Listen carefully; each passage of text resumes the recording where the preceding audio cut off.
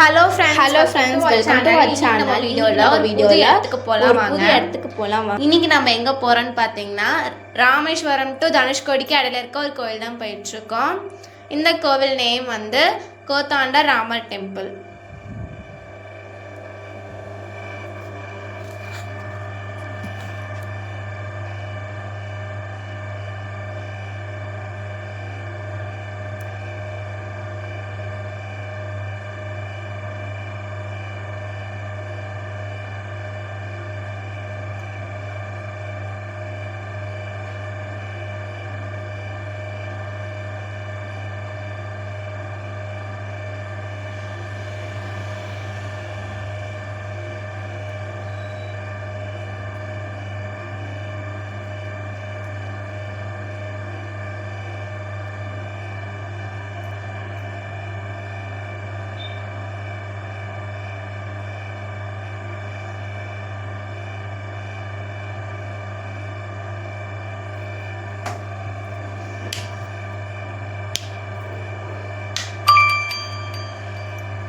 Next இங்கேருந்து நம்ம எங்கே போகிறோன்னு பார்த்தீங்கன்னா ராமேஸ்வரத்துலேருந்து 18 கிலோமீட்டர்ஸ் தூரத்துலேயும் ராமநாதபுரம் டிஸ்ட்ரிக்ட்லேருந்து 74 கிலோமீட்டர் தூரத்துலேயும் இருக்க தனுஷ்கோடி தான் போயிட்டுருக்கோம்.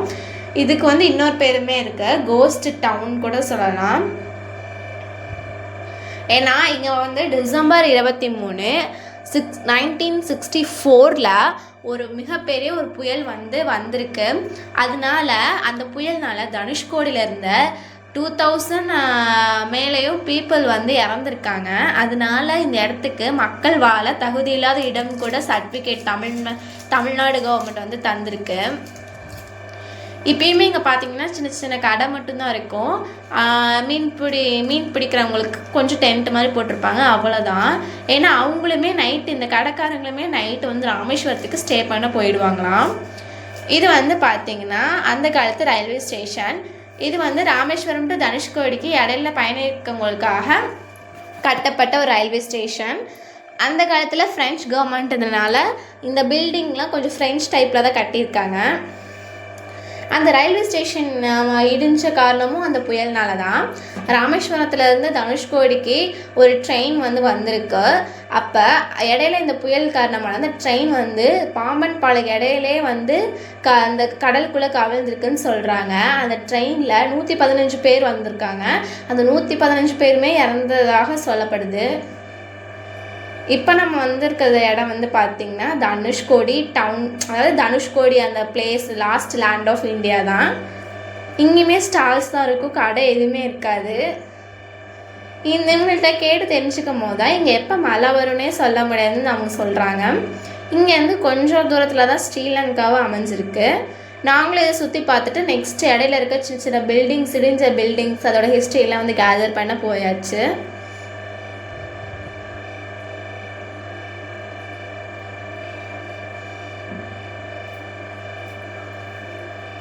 அண்ட் தென் தனுஷ்கோடி ஹிஸ்ட்ரி வந்து பார்த்திங்கன்னா ரொம்பவே சேட் அண்ட் ஹாரரான ஹிஸ்ட்ரி தான். ஏன்னு பார்த்தீங்கன்னா டிசம்பர் 1964 அன்றைக்கி அந்தமான் நிக்கோபாரில் ஒரு புயல் உருவாயிருக்கு.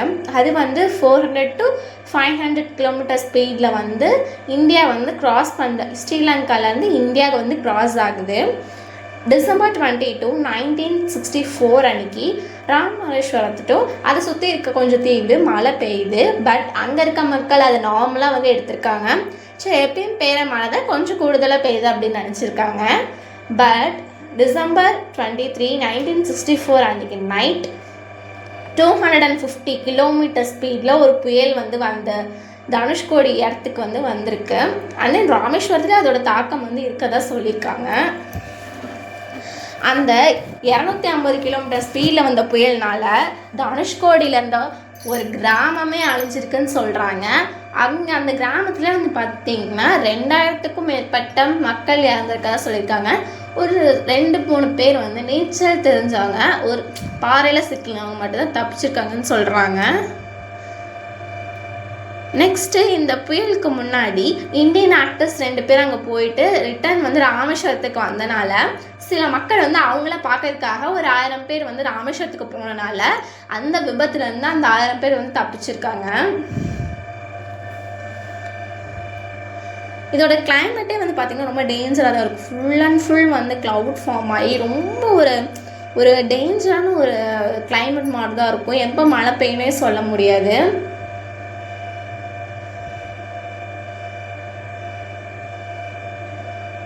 நீங்கள் போகிற வழியில் ஒரு வீடு கூட நம்மளால் பார்க்க முடியாது. ஏன்னா அதான் 1964 வந்து தமிழ்நாடு கவர்மெண்ட்டே அங்கே வாழக்கூடாதுன்னு சொல்லியிருக்காங்க. இது வந்து பார்த்திங்கன்னா அந்த புயலில் இடிஞ்ச ஒரு சர்ச்சு தான். இந்த சர்ச்லேயுமே நிறைய பேர் வந்து அதாவது புயல் வரணுன்னே சர்ச்லேயே நிறைய பேர் உள்ளே பூந்துருக்காங்க. பட் வந்து சர்ச்சை இடிஞ்சனால நிறைய பேர் இறந்துருக்கதா சொல்கிறாங்க. இந்த சர்ச்சு மாதிரி இடையில நிறைய place, post office, railway station, church, கோவில்கள் நிறையவே வந்து மண்ணோடு மண்ணாக போனதாகவும் சொல்கிறாங்க.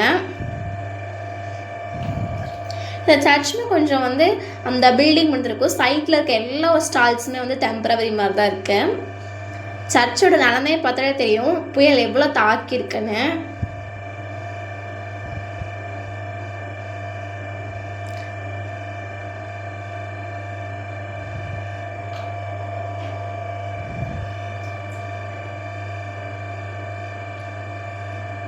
அதாவது இந்த சர்ச்சோட ஒன் சைட் பில்டிங் வாலே காணா, முன்னாடி என்ட்ரன்ஸ் மட்டும் தான் இருக்குது கைஸ்.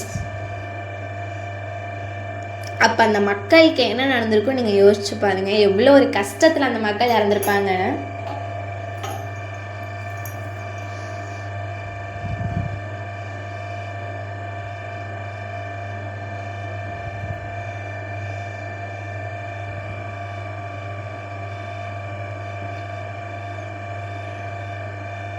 இந்த சர்ச்சை சுற்றியுமே நிறைய 2-3 வீடெல்லாம் வந்து இடிஞ்ச நிலையில் காணப்பட்டது.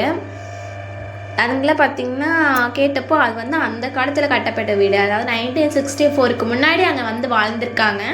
அதுக்கப்புறம் அங்கே யாருமே வாழலை அப்படின்னு சொன்னாங்க. இந்த கடைக்காரங்கள்ட்டே கேட்டபோது நாங்களே வந்து ரொம்ப மழை பெஞ்சால் நாங்கள் வந்து ராமேஸ்வரத்துக்கு போயிடுவோம், இங்கே இருக்க மாட்டோம் தனுஷ்கோடியில் யாருமே அவ்வளோக்கோ அப்படின்றாங்க.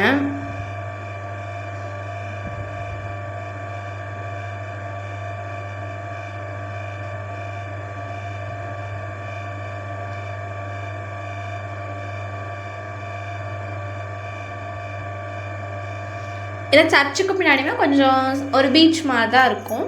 அளவுக்கு அலை வந்து கொஞ்சம் கொஞ்சமாக தான் வந்துட்டு இருந்துச்சு.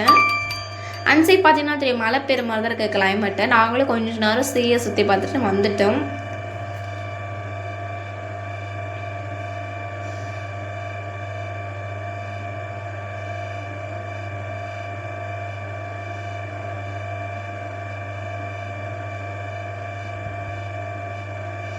இவ்வளோ அமைதியாக இருக்க ஒரு கடல் தான் டிசம்பர் 23, 1964 ஒரு மிகப்பெரிய ஒரு கொடூர புயலை உருவாக்கிக்குன்னா நம்மளால் நம்பவே முடியல.